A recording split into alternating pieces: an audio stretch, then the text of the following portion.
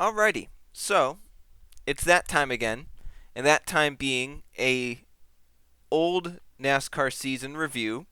Pretty good timing considering NASCAR Classics just got released to the public, and people can go back and watch older races now. Kind of ironic that I ended up finishing 2006 around the same time that came out. Fortunately, there weren't too many 2006 races on the website anyway, and better quality than YouTube, so kind of was all right with that one. But 2006, just going to start off by talking about the season overall, the season as a whole. It was a pretty darn good season. I wouldn't say anywhere near the top tier seasons that I've watched, like 2011 or 2010, but easily a top five favorite season of mine. That I would rank it probably third or fourth, behind 2011, 2010. 2012 might beat it out. 2006 might beat 2012. I don't know. But pretty good season overall. Had some really good races. It did have some stinkers. However, it was a very I'd say very consistent season. It had five races that I ranked as great, right? Like over 85 rating. But it also had a lot of races in like low 80s to high 70s, where I think it's, let's see, from the eighth best race was an 80, but then the 21st best race was a 72. So there were, 13 races that fell in that 80 to 72 range. It's just like, very consistent season. It wasn't anything outstanding, amazing that, it had amazing races basically every other race or whatever, but it had good enough races that it just kept the season on a pretty positive standard overall. When it goes down to other seasons that I've watched and, where the average race rating ranks. Now, average race rating doesn't necessarily fall into the seasons that I think are good or how I would rank seasons, right? So, like, a season could have an average race rating of 74 and another one could have an average race rating of maybe, 71. I might actually prefer the one with 71 over the one with 74 just for something that maybe wasn't to do with necessarily the races. The average race rating is just to show, hey, this is how these races kind of worked throughout the season. So when you look at it, 2006 had an average race rating of 70.1. Of the seasons I've watched, that's actually fifth overall. I've watched a lot of seasons, so that helps. I mean, I've watched all of the 2010s, and I watched 09, 08, 07, now 06. So 14 seasons I've watched. This one ranks number 5. It's pretty darn good for seasons. It comes in just behind 2013, which was at 70.5. So just zero point 0.4 separate those. Kind of ironic, because when I look at 2006, it reminded me, had a lot of parallels to 2013, where it was a season that was very solid, very consistent, had some really good races, just had some pretty decent races that were just good enough to keep the season on a positive note. The championship battle was kind of similar between Jimmy Johnson and Matt Kenseth, where those two were kind of trading blows back and forth until the end when Jimmy kind of pulled away from Matt. In terms of my favorite driver, it reminded me a lot of 2013 as well with Dale Jr., where throughout the beginning to middle part of the regular season, Dale Jr. was doing well and up there in points, up inside the top 5 in points. Throughout the middle of the summer and towards the race to the chase, he kind of faded off, fell back to the back half of the top 10, actually had thoughts of maybe not making the chase at points, but then when he made the chase, he was very consistent, ended up with a top 5 in points, just like 2013. So 2006, 2013, very similar structure somehow, and it's probably not that surprising then that those two got ranked oh so close together in terms of average race rating at 70.5 and 70.1 for 2006. So that's my thoughts on 2006 as a whole. Now to go into some deeper details of some stuff. First of all, the championship battle, absolutely insane in terms of the Chase championship battle as a whole. When you look at the Chase, and even the race to get into the Chase was outstanding. You had 11 drivers going for 10 spots, basically, right? There were some other drivers that maybe could have been in it, like Biffle or Edwards or whoever, but they just kind of fell off in the later part of the regular season. So it came down to 11 drivers, with Tony Stewart missing out. However, entering into Richmond, the final race of the regular season, third to 11th place in points could have shifted. Kevin Harvick in third was not safe to make it into the chase. While it was, unlikely that he was going to miss the chase, it was mathematically possible that he could have missed. Beyond Harvick, fourth on down, it was actually realistic that they could have missed the chase that season. So when you look at, anyone below the top 3 points, which are Jimmy, Kenseth, and Harvick, any one of those guys could have been the one on the outside. It ended up Tony Stewart, the previous champion of the Cup Series, ended up being the one missing it. Also kind of interesting is that the top 3 in points from 2005, Tony Stewart, Greg Biffle, Carl Edwards, all missed the chase the following year in 2006. That just shows how much it changed throughout one season. So, not only was everything so close in that fight up to the chase, which was outstanding to see, where basically after every race, people were swapping 2 to 3 points positions, just because everyone behind the top 3 in points was so close together that, those drivers from 4th to 11th, those 7 or so drivers, any one of them could have, finished top 5 at points or top 10 at points, but they just kind of shuffled around. It was just, they were all the same pace, all had the same speed. It was interesting to see.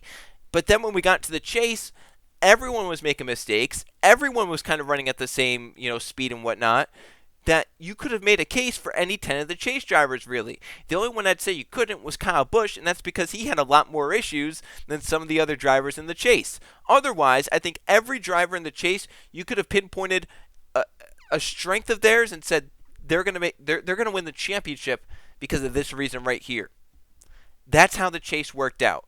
Now, that's not to say the chase races were good. In fact, for the second straight season that I've watched, the chase was probably the most lacking part of the season. In 2007, I said those final 10 races were maybe some of the worst final 10 races NASCAR's ever had in a season. For 2006, they weren't much better. I look at, those chase races. Loudon was pretty disappointing. Dover wasn't all that good. Kansas was decent. I'd say Kansas was definitely probably a top 3 race in the chase. Talladega was the best race of the season, so that kind of helped it. But then you look at, Charlotte wasn't all that good. Martinsville was actually lacking for Martinsville standards, both Martinsville races that season. Atlanta was pretty good, so that kind of helped. Texas was bad. Phoenix was bad. Homestead wasn't all that good as well. So when I look at the chase for 2006, it was very entertaining because of the championship battle. I think that's where some of this kind of comes into play, right? Because some people say you need to have a good championship battle for races to be good or for a season to be good overall. A good championship battle helps, but in my opinion, the races are more important, right? And while I remember the championship battle more so than these final 10 races in 2006, it also would be nice to have the good races to go with it, right? Like, in terms of, like, racing there, I'm going to remember stuff from Atlanta, stuff from Talladega over something that happened at Dover, something that happened at Loudon, because they were just mediocre or not good overall. So, interesting to see how at a really interesting chase battle, really interesting championship battle, we're going into the final race, 5 drivers had a mathematical shot at the championship, but yet the races didn't live up to that same hype, but for 3 of them. So that was interesting to see. Also something interesting at Martinsville, the Martinsville chase race. So Martinsville came after Charlotte. So after Martinsville in the chase, there would be Atlanta, Texas, Phoenix, and Homestead left. So with 5 races left in the season, right in the middle of the Martinsville race, there was one point where the running order was so jumbled up and so crazy that all 10 chasers were within a race of the points lead. That's how close it was. With just 4.5 races left, 10 chasers, all 10 of them, still had a shot to be the points leader, leaving Texas. Now that didn't play out that way because some of the chasers did have some issues later on in the race, like Kyle Busch and some others that hindered their performance and dropped them down in points. But there were like 8 or 9 drivers within 100 points of the points lead. Absolutely insane to see how close it was. And not only that, but how interesting in terms of where drivers were kind of located throughout the chase, right? So at the beginning, it looked like Kevin Harvick was in control. He blew up at Dover. He kind of gave control then to his teammate Jeff Burton. And then it looked like Jeff Burton was going to be the one to win the championship. But then he had some issues in races, and it kind of handed it back over to Jimmy Johnson. But then Jimmy wasn't being all that great. He was kind of inconsistent at the beginning of the chase. Matt Kenseth, who had been the most consistent through the season, probably the best team of the season, they were running decent in the chase, but they didn't have the same speed as the 48 team. The 48 team had really good speed in the chase, but didn't have the luck or the execution to go with it. Matt Kenseth had the execution and the luck, but didn't have the fast race cars to go with it. So it was interesting to see that dynamic where Jimmy at the beginning of the chase was faltering and, finishing outside the top 20, outside the top 30 at points, wrecking and getting penalties and stuff like that. Matt Kenseth was running back in 20th place, but somehow found ways to finish in 12th, 13th, 10th. Not the way they were running in the season, but it was good enough to keep them in championship contention because of how bad everyone else, had issues during the chase. It was so interesting to see, and in terms of the championship battle, one of my favorite championship battles I've watched overall. Obviously 2011 beats out, 2010 beats out, but 2006 is up there just because it was so random and really, as mentioned, any of the 10 chase drivers you could have made a case for winning the championship in 2006. That's just how close those top 10 drivers were that season. So enough talk of the championship battle. I think I kind of went on with that enough. Something I want to talk about are the NBC driver commentators for 2006.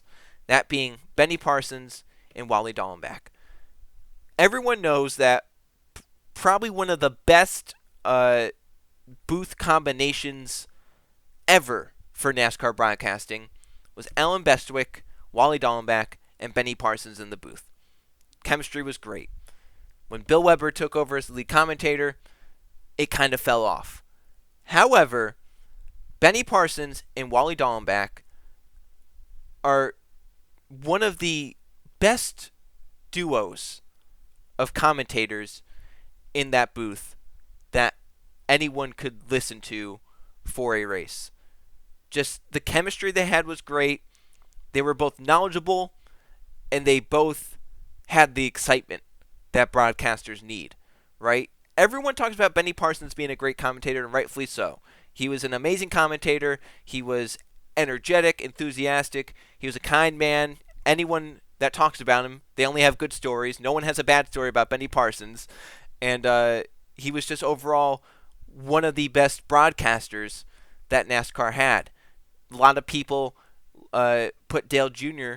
kind of up on a tier with him of being like, Benny Parsons, Dale Jr., kind of the same broadcasters where they both had that energy, both had that enthusiasm, but they were also in tune with the cars. They knew what was going on. They were knowledgeable about what was happening out on the racetrack. And while BP deserves that credit, and rightfully so as mentioned, Wally Dallenbach doesn't get enough credit for what he did in the broadcast booth throughout his tenure as a NASCAR broadcaster.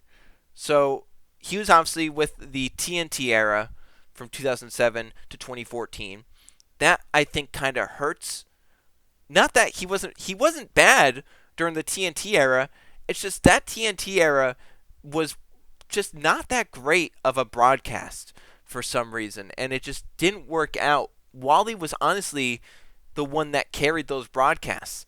But then when you put him with BP and with that, with that original NBC deal, those are some really good broadcasts. And Wally Dallenbach does not get enough credit for what he did in the broadcast booth with Benny Parsons and whoever was the lead commentator.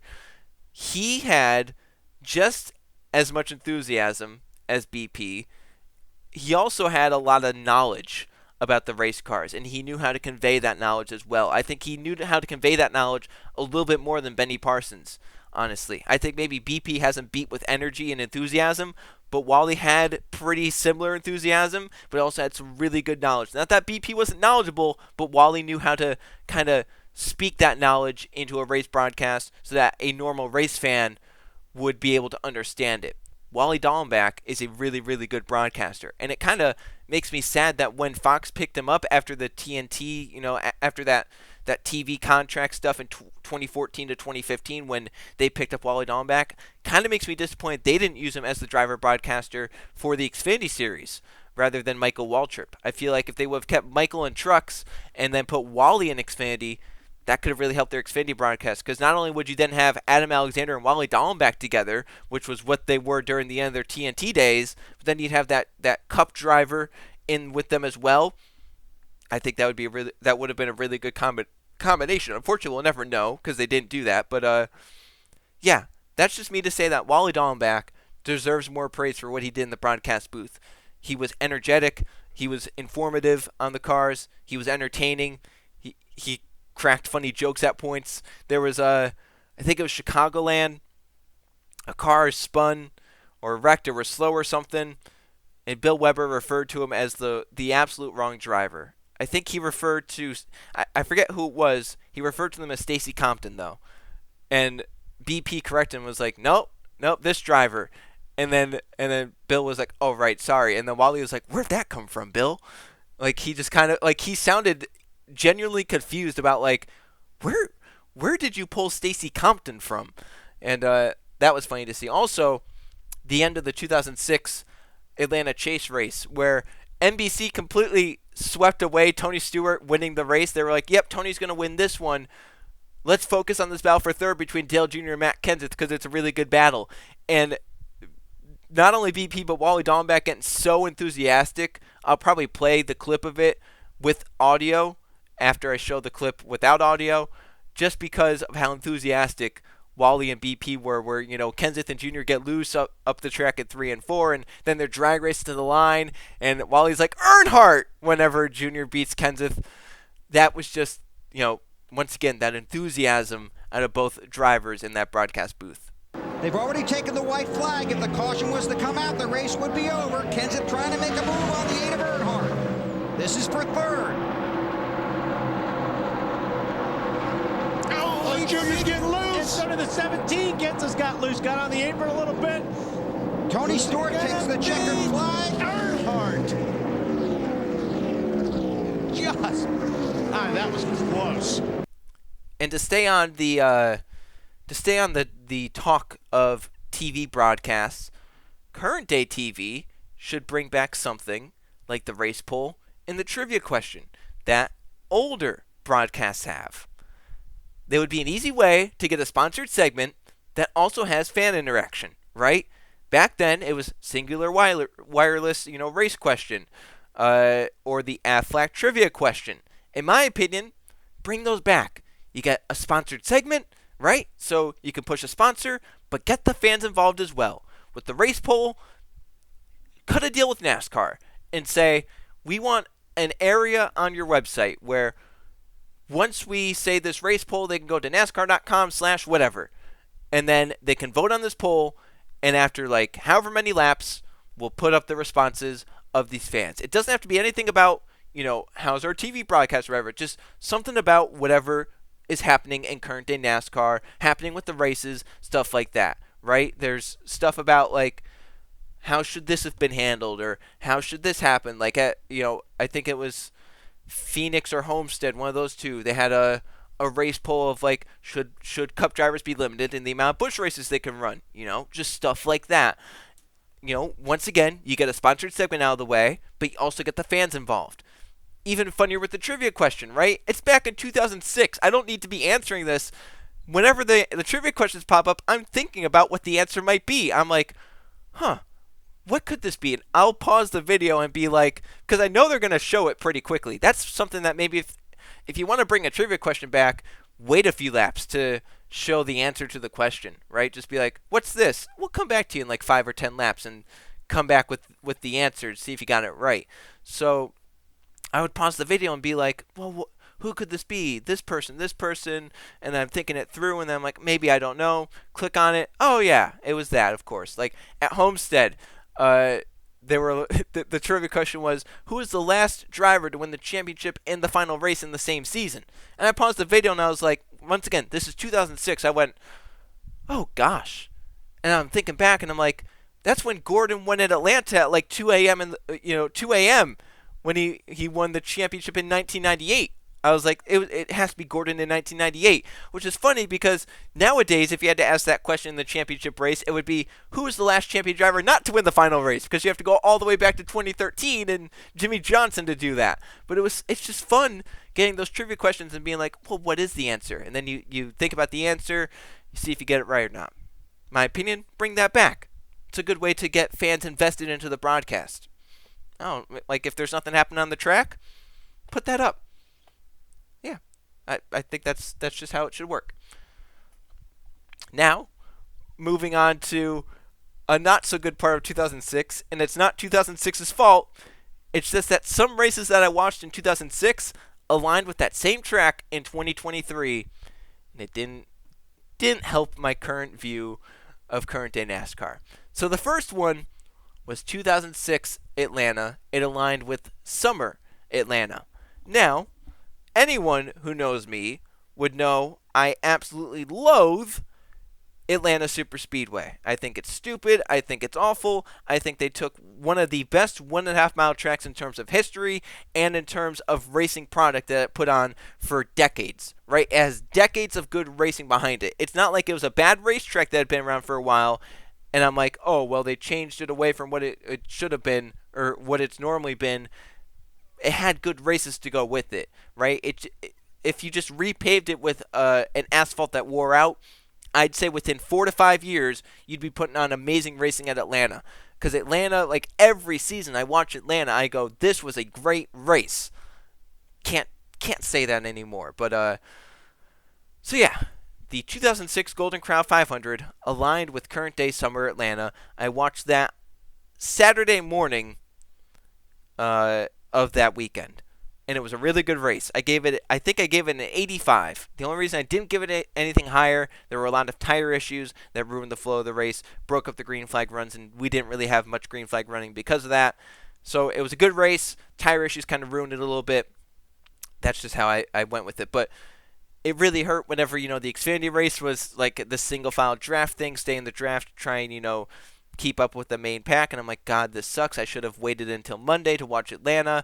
And then the Atlanta Cup race, fortunately, it was all right. Definitely the best of the Super Speedway Atlanta races that we've had so far. But I mean, I still don't think anything compares to Prime Atlanta. And Prime Atlanta lasted a while. I think you can go back to well, first of all, you can go back to when it was an original oval, right? Just an oval without a quad oval. And you could still say it had really good racing. Then they reconfigured and repaved it, and then you can go to the early 2000s all the way up to the early 2010s for really good racing at Atlanta. So, yeah, I mean, I don't know what to say with that, but yeah, that was one thing that really hurt. But that was not the worst thing that aligned. So, 2023 Michigan, that weekend, I was a little whiny brat. The reason was the races that I watched that weekend were the worst races I could have ever watched to have been positive about the current product that NASCAR puts out. On Saturday morning of Michigan weekend, I got to watch the 2006 GFS Marketplace 400 at Michigan. Not only is it old Michigan, where the track is widened out, and the track, has multiple grooves and wears tires and has good racing, it was the best Michigan race I have watched in terms of the rating I gave it. I gave 2006 Michigan, the GFS Marketplace 400, an 88 out of 100. Michigan races just don't do that, right? And this one was that to a T. It was almost perfect. The only problem was it had a little bit too many cautions, didn't have too many. I had long green flag runs, but didn't have really long green flag runs like I would enjoy, especially since that racing that day really favored longer runs because there were comers and goers throughout the runs. But it was still a really darn good race. It would have been up in the 90s if it had 3 less cautions. So, that wasn't bad enough, right? Really good Michigan race on a weekend where it's just going to be this nearly full throttle with tires that aren't going to wear out, just drafting Michigan race with the next gen. And the Xfinity race wasn't all that good either. Then, on Sunday morning, before the Michigan race, I was like, I'm going to watch the Bristol night race from 2006, which was a really good Bristol night race. And I was like, oh, good. Oh, good. And then Michigan ran for a little bit, pretty bad, got rain to Monday, and I'm like, oh, I have this time on Sunday afternoon or Sunday evening. What am I going to do? And I go, I'm going to watch another 2006 race, right? So I'm like, what's next? Oh, good, the 2006 Sony HD 500 at Fontana. And I watch that, and I go, oh my god, current day NASCAR does not hold anything to this racing product that we used to have on these racetracks. The 2006 Sony HD 500, I gave it 86 out of 100. The 3 races I watched on Michigan weekend, 88, an 80, and an 86. Oh boy, if that did not set up for a really bad moment whenever I'm watching Michigan. I'm like, this sucks, this is awful, this car's terrible, this track sucks now, everything's just bad. And I'm like, man, oh man, that didn't align well, did it? Really, really hurt my perception of current day NASCAR. And that's really, I think, the worst part, is that a lot of people's perception of current day NASCAR compares it to the 550 package. Now that's not a problem, because that was literally the latest thing that we had to watch with NASCAR is 550 racing. But I don't think it's good to compare to the worst era in NASCAR to be like, oh, well, it's better than this. Well, of course it's better than that. It's the worst era in NASCAR. NASCAR could be like it was in 2006 or 2011 or 2012 or whatever season you enjoy. It could be like that. Is it better than 550 right now? Yes. Is it better than any other era? That I've watched, no. That I've watched, I'd rather probably watch 2016 over what I watch now. That's the wrong discussion for this video. Just wanted to throw that in there. Something I also wanted to sneak in before I get to my final thoughts and my recap. Very interesting to note is some of the package changes that NASCAR made to the Gen 4 car in the 2000s. So, something that I never knew. The Gen 4 car, the early 2000s Gen 4 car, from 2000 to 2003, it had a 6.25-inch spoiler on the back of the car. That is crazy to me to think that it had 6.25 inches. To compare, the next gen car has a 4-inch spoiler and still has dirty air issues. Yet the early 2000s Gen 4 car didn't have that bad of dirty air issues. So then NASCAR dropped the spoiler down to, I believe, 5.5 inches in 2004. They figured that wasn't enough. So then 2005 to 2007, they dropped the spoiler again down to 4.5 inches. Once again, all of those spoiler heights are bigger than what we have on the current next-gen car, and the next-gen car still sucks. But something I found interesting, right? Because I was interested, because I knew that they lowered the spoiler, lowered the downforce on the Gen 4 car, and I was like, I knew they did it for 05. I didn't know, like what the whole discussion about that was. So I kind of looked up some articles, and I found one from the end of 2003 where it stated what the spoiler height was going to be for 2004 and what the spoiler height currently was on the cars. And they had some quotes from drivers and whatnot. And the drivers were, I think it was Jimmy Johnson said, well, the goal for this is so that Goodyear can bring tires that will be softer and will wear out throughout a run. Because when you have more downforce, you have to bring a harder tire. Not many people think about that whenever they start complaining like, oh, Goodyear's tires don't wear out. Well, yeah, because we have a car with a lot of downforce on it currently. It will not wear out. You will not be able to bring a soft tire to do that at a track where you're running like 180 miles an hour through the middle of the corner. Soft tire is not going to be able to handle those loads. So, back in the early 2000s, Goodyear had some right front tire issues. They went conservative on the tires, and rightfully so. NASCAR lowered the downforce to work with Goodyear. In 2004, they lowered the downforce. They figured they could do some more in 2005. They cut more spoiler off.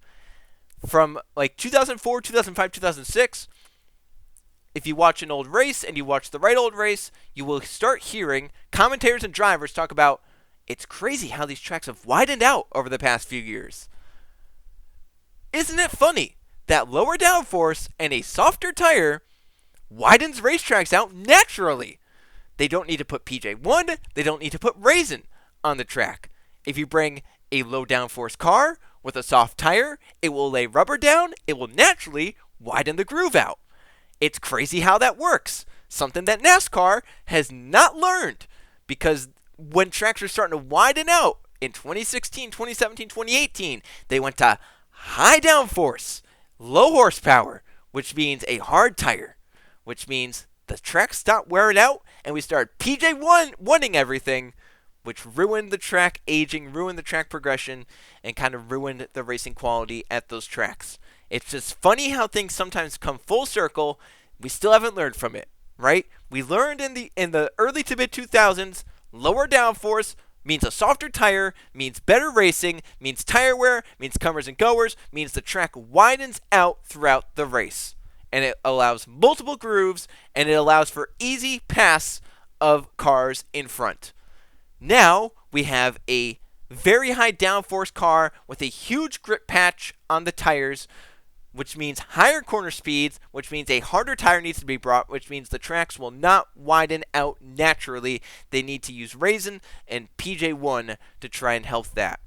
If NASCAR lowers the downforce of cars and lowers the grip in general, Goodyear can bring a better tire, which wears out over a run, has more grip that drivers can be more aggressive on it, and then the tracks will widen out naturally. That's my rant about package stuff and tire stuff. If you bring a good car to the track, Goodyear can bring a good tire. If you don't bring a good car, Goodyear's going to bring a bad tire. It's going to hurt everything.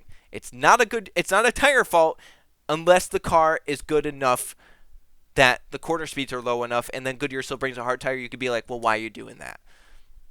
So, with that ranting out of the way, final thoughts on 2006. I'd recommend it to anyone that wants to watch it. There were only really 4 races that I consider terrible. Chicagoland, the second Phoenix race, the Coke 600, the second Pocono race.